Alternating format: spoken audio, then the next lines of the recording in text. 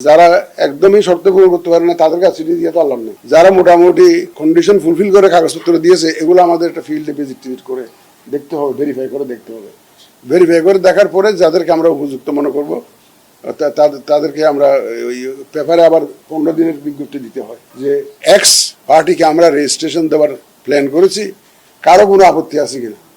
এটা আবার 15 দিনের একটা টাইম দিয়ে পত্রিকায় বা বিজ্ঞপ্তি দিতে হয়। পার্টি রেজিস্ট্রেশনের জন্য আপনারা দেখেছেন সময় দিতে হয়েছে, তো আমাদের একটু একবার দিলাম, তারপর আবার 2 মাস না কত তারিখ বাড়াইলাম একটা সবাইকে অ্যাকোমোডেট করার জন্য।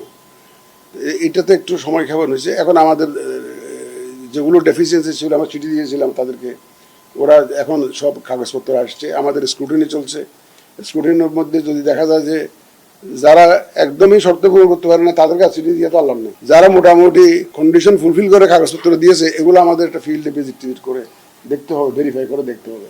ভেরিফাই করে দেখার পরে যাদেরকে আমরা উপযুক্ত মনে করব তাদেরকে আমরা ওই পেপারে আবার 15 দিনের বিজ্ঞপ্তি দিতে হয় যে এক্স পার্টিকে আমরা রেজিস্ট্রেশন দেওয়ার প্ল্যান করেছি, কারো কোনো আপত্তি আছে কিনা।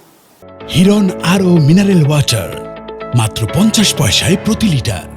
এটা আবার 15 দিনের একটা টাইম দিয়ে পত্রিকায় বা বিজ্ঞপ্তি দিতে হয়। কারণ এখন দেখা যাচ্ছে যে এক একটা দল 3-4 ভাগ হয়ে গেছে।